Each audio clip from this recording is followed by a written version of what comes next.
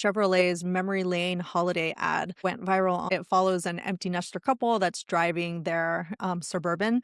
You start seeing the flashbacks showing like 30 years of like the family memories. You have like the babies and then bringing them home, and then the babies, growing up and having like different life stages. And you see how the car kind of like fits into like their entire life. And it like was so nostalgic and like just it made me cry. I Mhm. was like, oh my god, like it just made me recognize like I'm in that moment now with like my two kids, Yeah. and we're having like those memories, and I thought it was like such a beautiful like commercial, and I haven't really Mhm. seen something like this in a really long time, where it's like Yeah. dialing up the nostalgia and the family, and like really putting the holiday spirit into the holiday. And I thought it contrasted to the last ad that we talked about here with Haley Allen, who you also know as well, Yep. She's about, awesome. yeah, about the McDonald's commercial, where it was kind of like made it out to seem as if the holiday was like the worst thing ever. And at the time, Haley and I were just saying that it was like the idea was just so poor. Like, who wants to think about like the holiday season being shitty, you know? Yeah. And then here you have this like ad where it's like it's about babies and family and the holidays, and it was just so emotional. Did Mhm. you see the commercial? I did, and I love the nostalgia of it. I think, though, that's really interesting, and especially with everything we've talked about, is the thing that got you was not only the nostalgia, but the empathy of it. It's empathy Mhm, marketing in general, is the mhm, people who are gonna be most touched by that are the people who can empathize with it, and mhm, I don't know if I'm the only one, but, like, the holidays did not feel like the holidays to me, so having mm, content that kind of infused it back into my life, I think mhm, is just a really lovely way because during the holidays, you want it to be cozy, you want it to feel mhm, festive, you want it to be lighthearted and joyous and things like that. And so I think for companies that are able to infuse that back into their audience's lives, it's going to naturally create some positive sentiment because the next time you probably see a Chevrolet, you're going to think about that commercial and then you just mhm. automatically have positive sentiment around the brand. I think we've seen a lot Definitely of agree. lack of empathy, lack of emotional intelligence, hyper automation and efficiency. I think we're going to see a massive pendulum swing in the opposite Mhm. direction.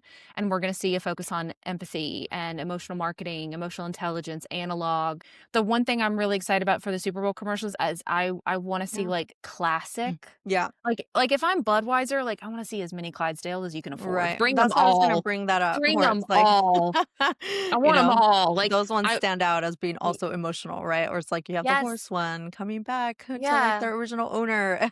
Like, Yeah, like, I you I know. want I want every single Budweiser Clydesdale, like, I Mhm. want them all. I just really feel good, nostalgic. Yeah, I think the other thing too is like bringing the humanity and like the humanness, Oh, back to yeah, things. We've yeah, talked about it more in the context of like AI versus like human. But I think the bigger thing here is like humans feel, we can feel yeah, emotions and mhm, we can cry, right? And like yeah, AI hasn't gotten to that point where it can make us, feel, right? Like mhm, we've had, I mean, the Coca-Cola commercial and the McDonald's commercials, like yeah, both of them like didn't have that nostalgia play that previous, ads that they have created, have yeah, had. And I think that's another layer here too, where it's like, how do we get back to that?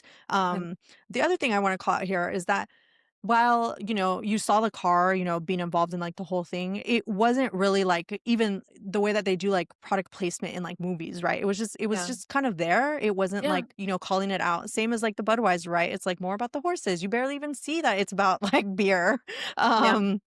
Um the other one I was remembering was remember the Star Wars kid with the Volkswagen, right? Oh, It's I like, love, like, yeah, classic Volkswagen ads exactly. are, Like, love, love, love, bring love. kids back, Yeah, Like, help the fertility crisis with cute kids, yeah, Anyway, so a couple of the stats here that I wanna call out is that, as of now, it's had 778,000 views on YouTube. New York Post, TikTok creators, and social media have all covered giving organic reactions to the ad itself. I saw a tweet, the one actually that made me, watch the ad said, I made it through Christmas Day without tears until I watched this. So of yeah, course I'm like prime myself. Okay, we're gonna cry. yeah, we're ready. um, and then this is also something that Chevy has been doing. So in 2023, they had an Alzheimer's ad. In 2021, they had an ad labeled Holiday Ride where the daughter restores her late mom's Impala. So that's Mhm. really like, having that family connection there.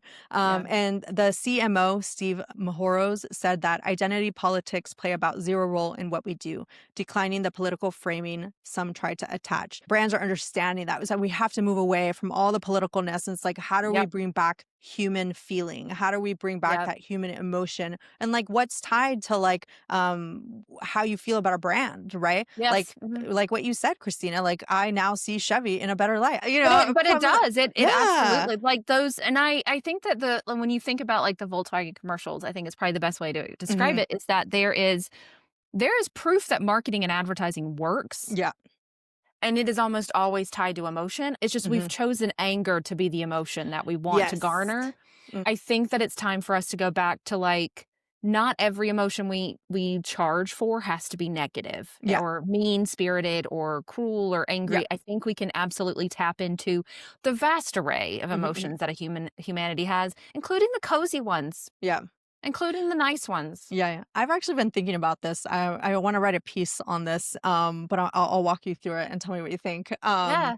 So I've been thinking about this more in terms of Monsters Inc., right? Where this whole Yes. idea that you know, you're scaring kids Yep. You feed in off the order to scares. get in order to build the energy, and at the end you figure out that you by making them laugh you get more energy, right? Yep. And it like not only solves a problem, but it's like shows that like you can be limiting yourself by only looking at the negative and Yep. without looking at like what other emotions can we garner that Yep. like will make people like your brand, right? Started seeing And that companies energy try is more that. sustainable. Exactly, The right? positive energy is actually more Exactly. sustainable.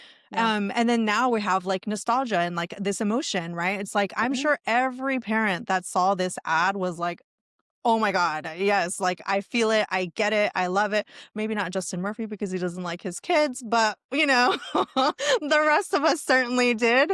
Um, but that's like, something there where it's just like, I really want like brands to start thinking about making people laugh and making people cry in a good way, Yeah. not like because they're angry or they feel sad. I mean, you can feel Mhm. sad, but like happy crying, right? Like we know the difference.